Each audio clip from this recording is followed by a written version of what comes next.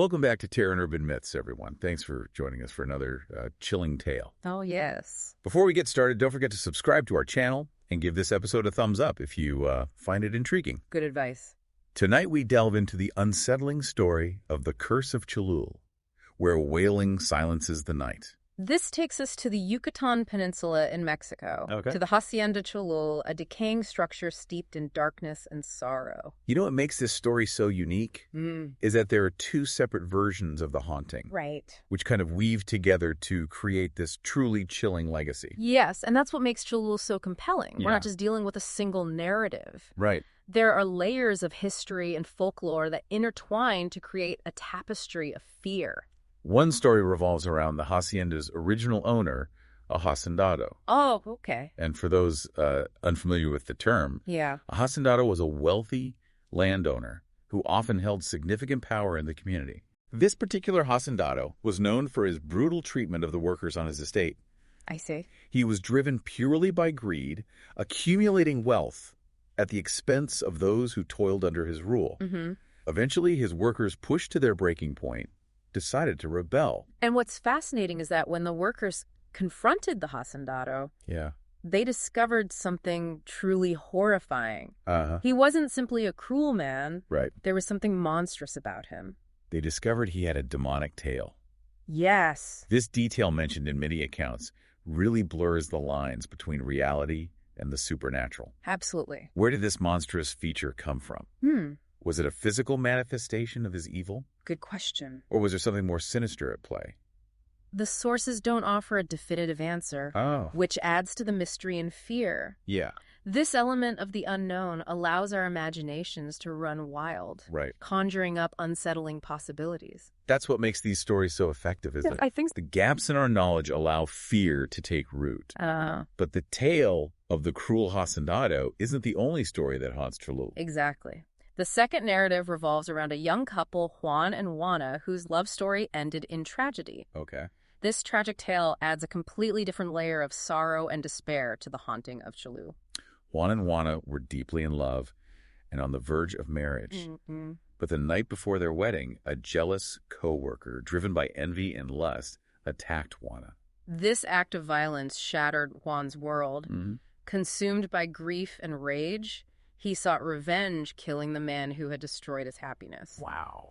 However, this act of vengeance didn't bring him peace. It led him down a path of despair, culminating in his own suicide. It's a tragic tale of love lost and the devastating consequences of unchecked emotions. But the story doesn't end there. No, it doesn't. Juan's parents, who were said to be powerful sorcerers, were devastated by their son's death. I see. They believed that Juana, despite being a victim herself, played a role in the events that led to the tragedy. Right. Their grief and anger manifested in a powerful curse. Oh. They cursed the hacienda and everyone who resided within its walls. This curse, fueled by the raw power of their sorrow and rage, transformed Cholul from a place of earthly cruelty into something far more sinister. Wow. We're no longer just dealing with a cruel landowner or a vengeful act. Right. We're entering the realm of the supernatural, where the boundaries between life and death become blurred. The Curse of the Sorcerers is where the stories about Cholul take a truly eerie turn. Yeah. It's said that as the sun begins to set, an oppressive darkness descends upon the hacienda. A darkness so thick it's almost tangible. It's like the very air becomes heavy with dread, and the shadows seem to lengthen and twist, taking on a life of their own. Yes. The stories talk about chilling sounds that echo through the decaying halls. The sounds are said to be the voices of Juan and Juana. Their laments, forever intertwined in a chorus of pain and longing, seep from the walls, a constant reminder of their tragic fate. But it's not just their voices, right? There are other sounds, too, sounds that speak of the hacienda's cruel past and the dark forces that now hold sway over it. Indeed, the whispers of tortured souls, cries echoing the hacendado's brutality, all mingle with the almost indiscernible murmurs attributed to demonic entities. Wow. It's as if the very fabric of Cholul has absorbed the suffering and anguish of all those who perished within its walls. It's unsettling to think that these stories might be more than just local legends. What's even more chilling is the belief that Cholul isn't merely haunted, but serves as a gateway to the underworld. Right. A portal to hell, as some believe. This belief elevates the story to a whole new level of terror.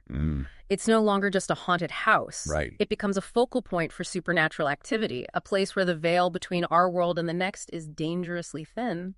The demonic tale of the haciendado and the tormented voices are disturbing enough, but a portal to hell. Yes. That's terrifying. What kind of evidence from the story supports such a chilling claim?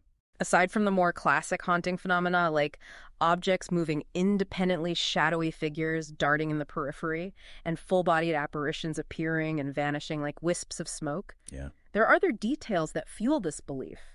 It's those details that make these accounts feel believable, as if rooted in some twisted reality. Right. The specificity of the sounds, the descriptions of the apparitions.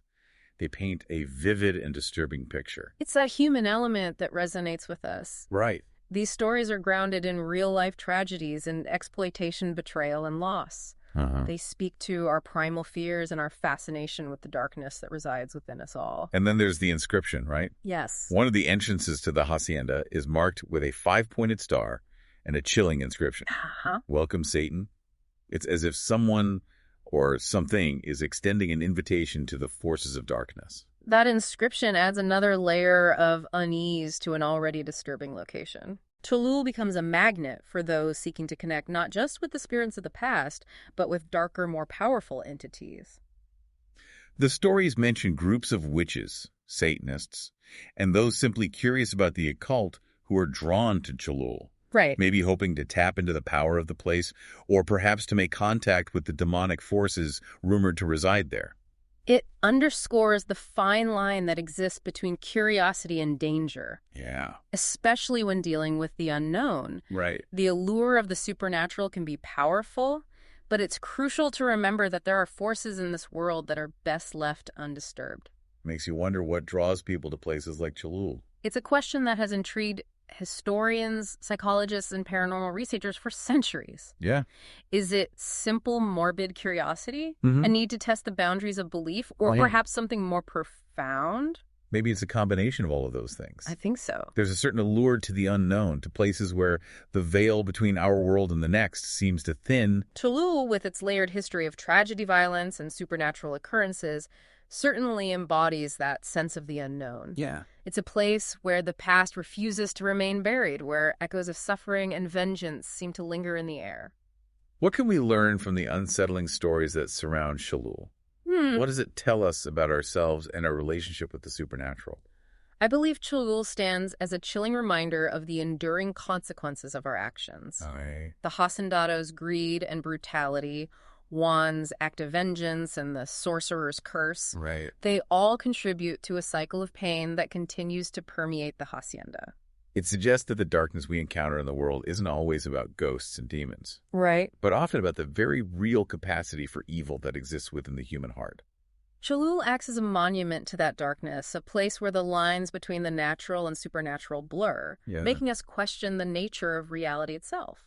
Perhaps that's the most unsettling thought of all. Well, we'd like to thank you for joining us on this journey into the disturbing world of Cholul. It was my pleasure. If you enjoyed this episode, please remember to subscribe to our channel and give us a like. Yes, please do. Until next time, sleep well, and maybe leave the lights on. Until next time.